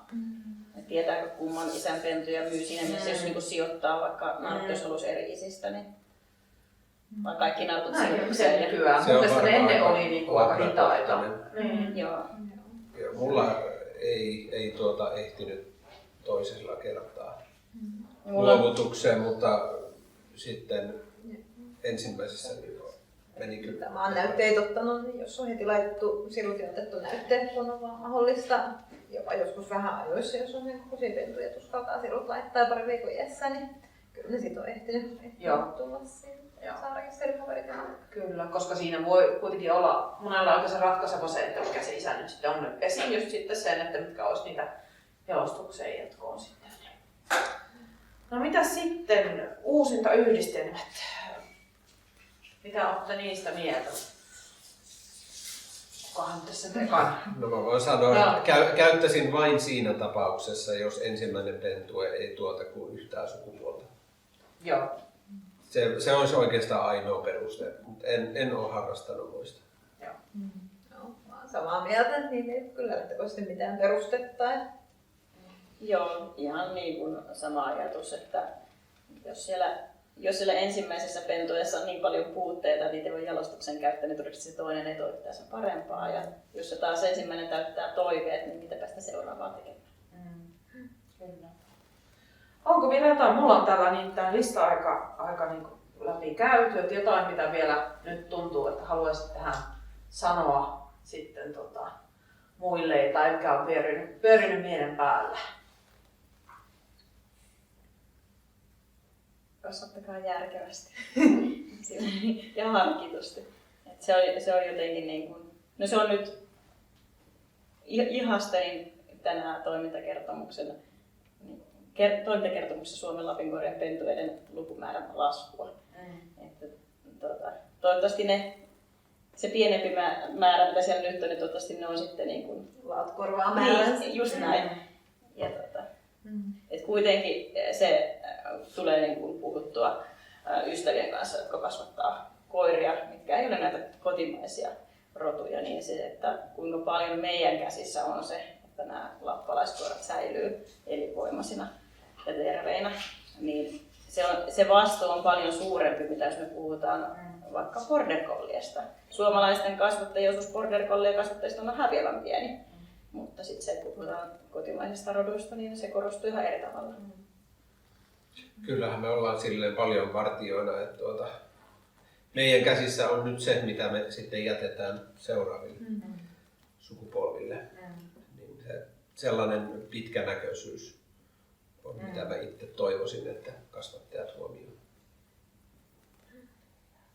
Siinä mielessä, kun miettii tätä, että ollaan paljon vartijoina, että kuitenkin se geenipoolihan väistämättä koko ajan pienenee, niin ei me kuitenkaan niin kuin liian rankastikaan saataisiin karsia pois koiria, mutta että se sitten, mistä nyt ollaan päästy varsinkin niin kuin Lapin koirissa, missä oli enemmän humoporikorissa se, että oli isoja jälkeläismääriä joillakin uroksilla, niin että olisi enemmän niitä uroksia käytössä, niin sinne päin me ollaan koko ajan nyt menty, että se siinä mielessä on järkevöitynyt. Että kuitenkin niin, sitten kun se on ne geenit sieltä kadonnut, niin että niitä takaisin saa. Mutta ei se tarkoita sitten sitä, että voidaan ottaa niitä isoja riskejä, koska ei mitään huonojakaan geenejä sinne haluta. Uroksten omistajille voisin ainakin semmoisen viestin, että vaikka sulla on se NS ihan tavallinen kotikoira, niin olisipa hienoa kun käyttäisi siellä hyvissä tarkeissa. Se olisi tärkeää saada niitäkin sitten tänne jalostuskäyttöön. Tai jos vaikka joku kasvattaja sulla on yhteydessä, että olisiko mahdollista, että sitten olisitte silleen avoimin mieli lähdössä tämmöisiin projekteihin mukaan. Kyllä. Tuleeko yleisöstä vielä jotain kysymystä, kommenttia? Mä voisin kyllä kysyä tässä, kun kuitenkin tässä puhuit tästä geenipuolen kapenemisesta, että miten paljon te katsotte sellaisia sukuja, joissa on niin kuin se on kuolemassa se geenipuoli ja silti te haluatte käyttää sitä sukua, että se ei kuulisi. No kyllä varmaan Esa varsinkin on tällainen mies. Joo, siis kyllähän niitä tulee tarkkailtua, että mitkä linjat on hiipumassa ja niitä sitten, mun mielestä nykypäivänä on trendi kyllä siihen, että on kasvattajia, jotka kiinnittää tähän huomiota enemmänkin ja niitä sitten pyritään käyttämään. Toivoisin, että meitä, en tiedä voisiko yhdistys niitä jotenkin vaikka enemmän tulla esiin. Että tämmönen Niin, se on huono meidän painostaa jalostukseen muiden omistamia koiria, että kyllähän se toki niin kuin aina pitäisi vähän jonkinnäköinen innostus olla sielläkin. Mutta että toivon, että ainakin että kaikki... Jalostustoiminnasta varmaan tekeekin, että joo, että kyllähän me niitä sitten, että ei me niitä, jotka on niin kuin silleen ns. Kaikille sukua, niin ei me niitä yleensä sitten ensimmäisenä sieltä suositella. Mutta se on kanssa sellainen, mihin toivoisi kyllä, että monet kasvattajat kiinnittäisi huomiota ja nähtäisi silleen sitä vaivaa, että etittäisiin sieltä niitä vähemmän käytettyjä sukuja ja kysyttäisiin, että voisiko näitä saada takkeihin ja näin. Että vaikka se varmasti välillä tulee vesiperää ja turhauttaa, mutta että ei silloin tällöin jaksaa semmoista työtä tehdä. Mistä mä itse ajattelen tuosta kasvattamista sen, että sitä ei ole yhdenlaista oikeaa kasvatustapaa. Että se, että vaikka esimerkiksi just minä terveystarkkaan sieltä nenästä tai sieltä ensimmäisestä kaulanikapasta lähtien sinne lapioon, niin se, että ja muutenkin aika semmoista tietyllä tavalla tarkkaa ja tosi harkittua ja pientä, niin ei se sekään kasvatustyyli, jos kaikki kasvattaisi niin se söisi porokoirien lukumäärän aika vähän. Eli tarvitaan kyllä niin monenlaista, mutta onhan siellä on just semmoinen hyvä ajatus pitää niitä. Joo, kyllä se on hyvä, että niitä ja myöskin, että on vähän niin kuin eri linjoja sitten, että ne ei kaikki mene samaksi puuroksi. Niin se on kuitenkin sitten, koska niillä sitten yleistyy ne samat geenit siellä sitten kaikissa koirissa. yhtäkkiä käy silleen hups. Onhan se tosi hienoa, että meillä on melkein kaikki värit on joka ruudussa. Paitsi Ruotsin koirasta ehkä kaikki värit on sallittuja. Porokoirilla on vähän nilsompia. Vähän nilsompia siellä joo. Ja silleen ulkonäköä. Ei kaikki ei ole niin tarkkoja sitten siitä, että suurin osa koirista on niin ihan kotikoiria tai harrastusperuskoiria, niin se pidetään sitä niin rikkautena ja käytetään jalostukseen niitä kaikkia, mitkä on terveys ja luonne semmosia ja karsitaan sitten semmoista eri piirteet pois ja vakavat jutut. Ne. Kyllä. Kuinka yleistä on, että kun lähestyy uroksen omistajaa, niin hän toteaa, että ei kiinnosta tämmöinen projekti ollenkaan tai ei ole valmis tekemään terveystarkkeja tai on kastroitu? No se on varmaan se yleisin se, että lähdet kysymään ja sitten ei enää niitä palleja olekaan. Että se on myös semmoinen toinen, mitä toivoisi, että ehkä vähän nyt niin kuin turhan herkällä, varsinkin porokoirista tämä tuntuu olevan niin kuin isompi ongelma. Että kun sä otat sen urospennun, niin muista, että uros on uros.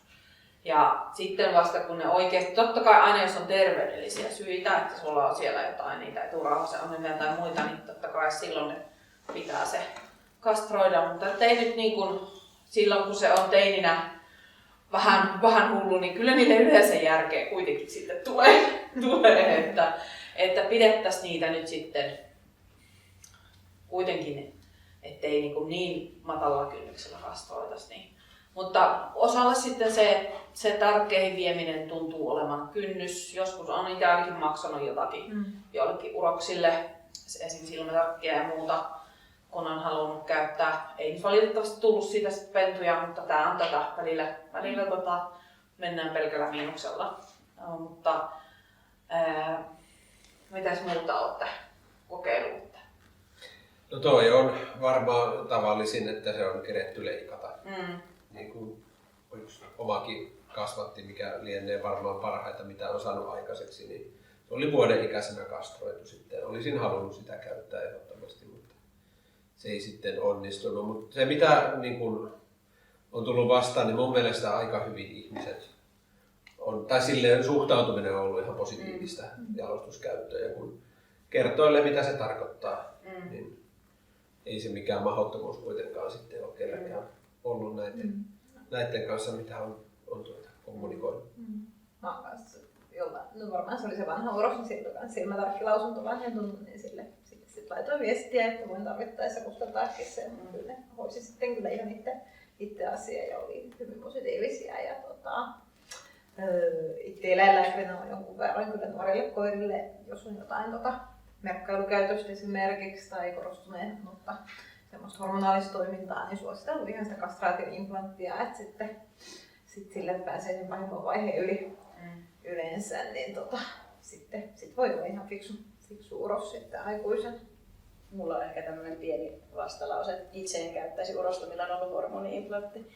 Mä itse jotenkin ajattelen, että mä haluan nähdä se uroksen semmoisen, mitä se on kehittynyt ominen hormoneineen ja sitten se, että luotto siihen, että kuinka se lisääntymiskyky palautuu sieltä niin kuin entiselleen. Mutta joo, se,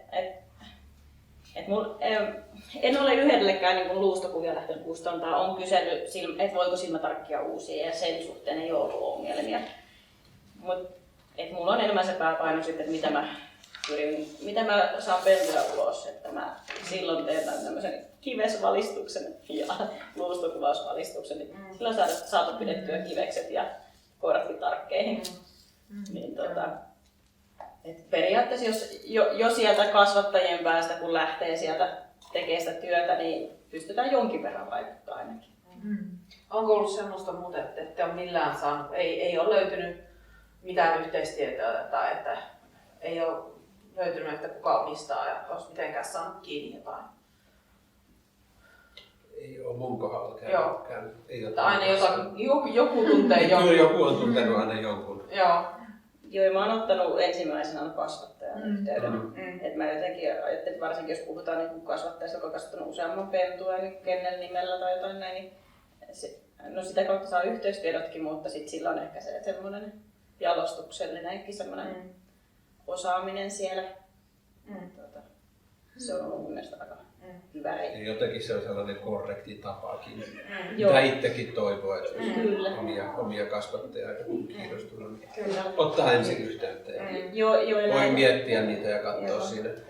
Ja näin se oli jo niin kuin myös just omien kasvattiuroisten suhteen. Suurin osa ottanut yhteyden minuun tai sitten se uroksen omistaja sitten kysyy niin kuin, kierrättää ikään kuin mun kautta, kyselee mielipiteen, että mitä mä oon mieltä.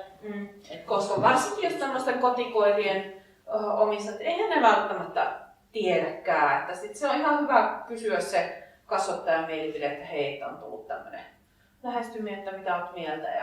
Ja osaa esimerkiksi sitten ohjata vaikka, että kysypäs vielä sitten pelastustoimikunnan suositusta tai näin. Niin musta se on kyllä kans kiva, että käy. Hei, tuli semmoinen bonuskysymys mieleen, että onko joku jalostuspäätös, mitä nyt jälkikäteen kadottu? Yhdistelmää tehtäessä ei ole kristallipalloa. Terveysjuttuja saattaa tulla myöhemmin ja sitten se on vaan karsintaa. Onko semmoista, että oli vähän joku pieni silleen, ja sitten teit kuitenkin ja sitten se kosantti? Eniten mua ehkä harmittaa se, että meillä on hukattu äärimmäisen paljon materiaalia vuosikymmenten saatossa, että kun pääsisi tekemään sen aikamatkan taaksepäin ja sieltä saisi jotain käyttöön. Joo, en nyt osaa tässä kohtaa. Se voi olla, että pysyt 10 vuoden päästä. Joo.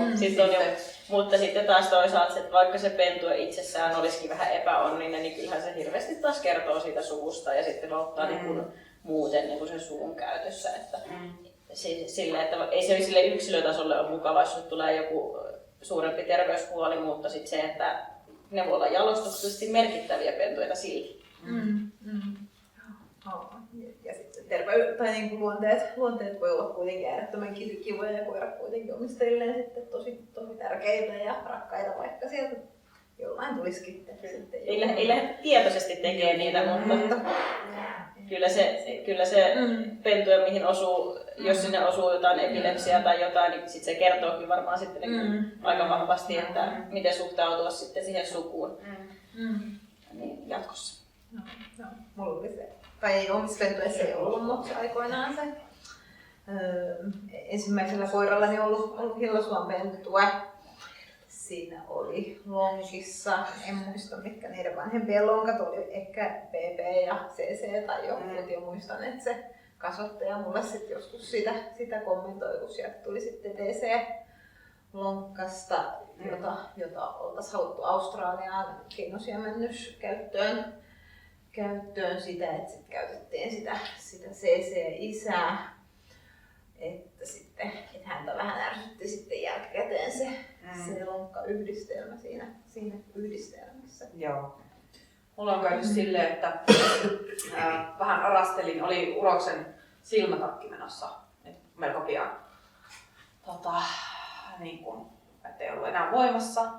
Sitten arastelin enkä kehän pyytää, että voitteko käyttää uudestaan. Astutettiin, kuukausi meni, koira tiineenä soittaa, että käytettiin uudestaan ja talon kaihi. Ja siinä vaiheessa multa hävisi kaikki pennuostajat, kun mä otan sitä puhelimen käteen, että no niin, että nyt on käynyt näin. Sitten siinä paniikissa miettii, että kuinka monta pentua voin tarvittaessa jättää kotiin. Löytyi niille kaikille kodit. Hintaa laskin. Ja se oli kyllä sellainen, että en kursaile jatkossa. Että jos siellä ei ole kovin tuore silmätarkki, niin kyllä mä sitten pyydän, että käytäpäs sitten uudestaan. Joo, kyllä mä kanssa ajattelen, että se 2 vuotta, mitä se on se silmätarkki voimassa, niin jos se siellä alkaa olemaan sille pentujen aikoihin, tulee se 2 vuotta täyteen, se jotenkin lähestyy sinne, niin kyllä se on musta ihan kiva uusia sinne. Kyllä. Niin, ennen sitä astutusta. Kyllä se vaan. Kyllä vaan näköjään. Kaikkea sitä pitää kantapään kautta. Okei. Vielä. Joo, päivä. Noniin, antaa tulla vaan. Jos sä puhut nartun tai uroksen suvusta, niin kun ottaa niin sukupolven taaksepäin, sä katsot sitä, että mikä se suku on. Siis tavallaan niin sillä että jos puhut jostain linjasta tai jotain tällaista, niin kuinka monta sukupolven taaksepäin sä katsot sitä. No jos kysytään vaikka, että minkälaisia koiria saan sukutaulussa, niin kyllä mulle ihan vain niin kuin enemmän se sanotaan, ehkä edelliset 3 polvea on jo aika paljon, mitkä kertoo mulle siis siitä, että jos siellä on 8. polvessa ollut joku tosi hyvä työkoira, niin sillä ei enää mitään merkitystä. Ja sitten siellä tapahtuu jo kaiken näköistä niin geneettistä niin eriytymistäkin sitten sukupolvien vaihteen niin välissä, mutta siis se, että vanhemmat, isovanhemmat, isoisovanhemmat, ne on ehkä se semmoinen, niin kuin, mitä niin kuin itse mietin varsinkin kun ajatellaan niin luonne ja myös ehkä harrastusominaisuuksia. Ja tässä nyt ehkä sitten vielä vähän vaikuttaa se, että minkä ikäisiä ne on edeltävät polvet. Että se, että mulla on monesti ne koirien niin kuin isovanhemmat, niin ne sitten on pitkälti jo, tai siinä on yli 10 vuotta, niin sitten pystytään niin terveyttä aika varmasti sanoa, mutta sitten jos puhutaan, että jos koiran isovanhemmat on vasta 6-vuotiaita, niin sitten vähän niin pitää katsoa vähän kauemmas. Kyllä mä nyt vilkaisen vaikka uroksesta sen 8 polvea, mitä Kennelliiton järjestelmässä helposti näkyy, että se on hirveän hyvä kyllä, että sit jos huomaa, että täällä on joku tämmöinen matadore-uros, jolla on ollut 30 pentuetta, niin sitten voi vähän semmoista katsoa tarkemmin, että onko tässä suussa jotain esiintynyt vaivoja enemmän, mutta toki niitä ehkä sitten isovanhempia katsoo silleen vähän tarkemmin, että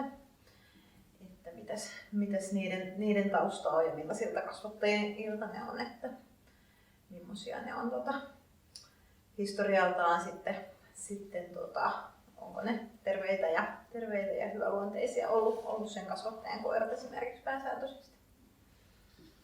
Kyllä mäkin sen 3-4 polvea katselen heti ja sitten jos edelleen on kiinnostavaa, niin sitten pidemmälle menee, mutta jos sieltäkin löytyy sitten kauempaa joku sellainen ehdoton no-no, niin kyllä se sitten lässähtää se kiinnostus siihen koiraan. Mä kanssa ajattelen, että ihan niinku siihen, että minkälainen se pentu on, niin ei sillä niinku sinänsä ole merkitystä, mitä jossain 8. sukupolvessa on, mutta jos mä haluan välttää vaikka just jotain matadorea, että haluaa silleen tehdä semmoisen pentuen, jolla ei olisi niitä isoja, niin silloin mä katson ne sieltä kyllä kauempaa, mutta ehkä se 4 sukupolve on se, minkä katsoo niin tarkemmin. Ja sitten jos kertaantuu jotakin siellä, niin ne katsoo, että ei ne nyt ole ollut semmoisia, että ne on jättänyt kaikkea mahdollista huonoa. niin en sellaisia sitten halua kovin lähellä ainakaan kertaa. Just se, että niinku kuinka moneen kertaan se yksi matadori siellä, jos se matadori on kertaalleen vaikka 6. sukupolvessa, niin sen vaikutus siihen kokonaisuuteen niin se on häviävän pieni. Mutta jos se siellä näkyy 5 kertaan, niin se on jo sitten niin kuin ihan eri asia. Niin. Joo, mulla ei ollut varsinaista kysymystä, mutta vähän sellainen ehdotus, että voisiko niin ajatella esimerkiksi näin, kun itse on uutena niin Lapin noiden porokoirien pariin tullut ja myöskin herännyt tässä itsellä sellaiset kasvattamisajatukset ja muut pikkuhiljaa, niin lähinnä sellainen niin työkaluna uusille tulokkaille ja rodun pariin tuleville ja mahdollisille kasvattajille ja uusille kasvattajille. Niin olisiko ajatusta, että voisi niin kuin ottaa tuolta meidän kotimaisten tuotantoeläinten puolelta, että saataisiin niin kuin esimerkiksi jalostustoimikunnan kautta semmoista niin sanotusti liikennepalojärjestelmää koskien niin kuin näitä häviämässä olevia linjoja ajatellen. Et koska ei, niin kuin mullakaan esimerkiksi ei ole tietoa, ja vaikka sitä tietoa hakee ja etsii, mutta se myöskin helpottaisi uusien kasvattajien niin kuin sitä, että saataisiin sinne niitä, että hei, tämmöisiä sukuja on mahdollisesti häviämässä. Että jos mahdollista ja nämä sopii ja nahtuihin, niin käyttäkää. Et esimerkiksi kainuuharmaksilla ja lammaspuolella kuitenkin on niin kuin käytössä tämmöiset ikään kuin, liikennepalojärjestelmät. Eli mitkä on vihreällä, mitkä on keltaisella ja mitkä on punaisella. Että saataisiin tavallaan, pystyttäisikö me hyödyntämään tämmöistä järjestelmää niin kuin koirien puolella tekemään tämmöistä. Että saataisiin ne häviämässä olevat suvut niin näkyviin. Mun mielestä ajatuksena olisi kauhean kiva, jos pystyttäisiin just vaikka isälinjat numeroimaan. Mutta mä luulen, että se mikä tekee, olen siis itsekin olen lammaskasvattaja ja Ahvenanmaan lampaita kasvataan, että pässilinja liikennevalot on hyvinkin tutut, niin se mikä tekee aika ison eroavaisuuden niin on se, että kun koirilla niin se jalostuksen käytettävien urosten määrä on niin pieni, että se voisi ehkä helposti harhaan johtaakin siitä, että tämähän on vihreällä. Sitten loppujen lopuksi onkin sitten ne 2 urosta, millä on kivekset tallessa, mitä voisi olla jalostukseen. Sitten taas jos puhutaan lampaista, siihen tulee silloin yli 1-vuotiaat pässit. Prosentuaalisesti yli 1-vuotiaista pässeistä hyvin iso osa on siitoskäytössä olevia pässejä, joista saadaan geenit niin kuin eteenpäin. Ja sitten taas niin kuin toisinpäin, että jos meillä on joku vihreillä näkyy, että siellä iso määrä niitä pässejä, niin me voidaan oikeasti aika hyvin luottaa siihen, että ne tulee lisääntymään, niistä ainakin iso osa. Mutta tavallaan niin kuin lähinnä se, että saataisiin niitä, niin kuin, että sekä, että ei niinkään välttämättä se, että mitkä on vihreällä tai mutta niin kuin... Joku punaisten lista. Niin. Häviävien lista. Niin, just joku tämmöinen, että vaikkei se suoranaisesti vastaavana, mutta joku niin kuin tämmöinen. Toisaalta kyllähän jalostustoimikunnassa tällaisiakin on mietitty aina.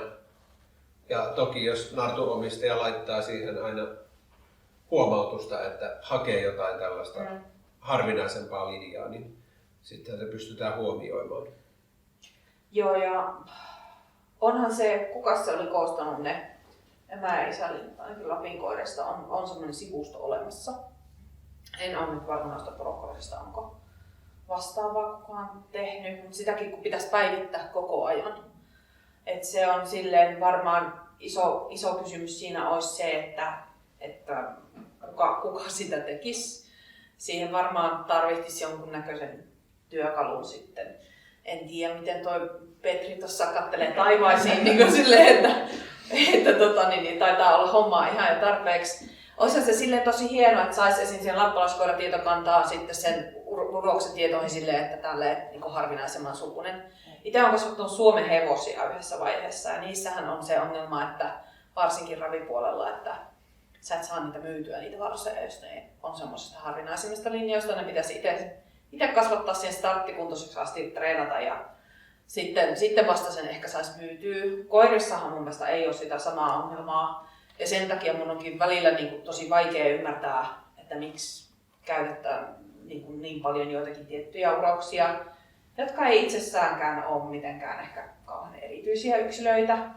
Että harva kotikoiran omistaja osaa olla silleen, että joo, että sitten mä haluan, että tää on sitä Tessun linjaa tää mun pentu, että siellä että se on ollut niin hyvä näyttelykoiras Tessu.